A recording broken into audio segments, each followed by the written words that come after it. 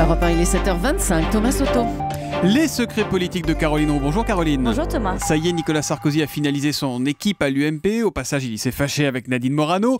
Mais l'info politique, Caroline, c'est que l'ex-chef de l'État ne joue plus justement au président sur le retour, au-dessus de la mêlée. Non, il a clairement remis les mains dans le cambouis. Oui, il a repris son costume de président, mais celui de l'UMP en 2004. Il s'occupe de tout. Thomas, comme le dit une de ses plus fidèles, tout est à faire dans le parti, ça l'intéresse mieux, ça l'amuse. Alors ceux qui pensaient qu'il se tiendrait en dessus de la mêlée, un peu en majesté, se sont totalement trompés. Il fait travailler les 80 cadres du parti, il demande des notes tous les jours sur tous les sujets d'organisation interne. Il convoque les directeurs de l'UMP tous les lundis. Mardi, il a reçu dans son bureau des élus des Alpes-Maritimes pour tenter d'arrondir les angles lui-même. Samedi, il remobilisera 1 millier de cadres du parti à huis clos à l'UMP. L'ancien chef de l'État verra aussi son millionième ami sur Facebook. Il vérifie lui-même chaque jour les adhésions. 800 par jour depuis son retour, assurent ses équipes. Vous le voyez. Ça, c'est les chiffres qui communiquent, c'est invérifiable, on est d'accord.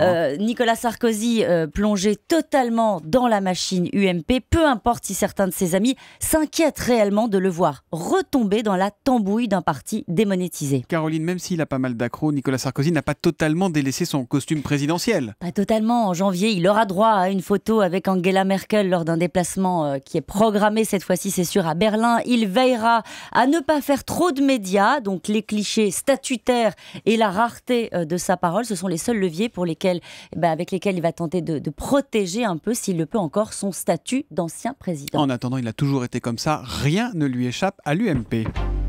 La question politique du jour. Jean-Luc Mélenchon a proposé une journée de mobilisation contre le travail du dimanche. Qui va répondre présent ? Alors, les syndicats ont piscine.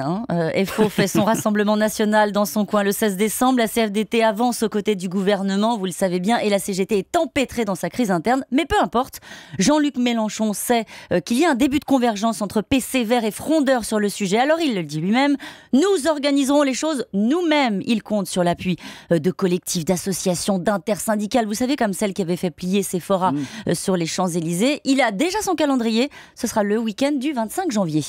Et puis on va en entendre parler, Caroline. On va en entendre parler. Emmanuel Macron, demain à la rentrée solennelle du barreau de Paris à la Mutualité, alors qu'il manifeste contre sa réforme, le ministre de l'économie va venir s'expliquer devant les avocats. On pourra tester sa force de persuasion. Les secrets politiques de Caroline Roux tous les matins à 7h25 sur Europe 1. Demain, Caroline. À demain.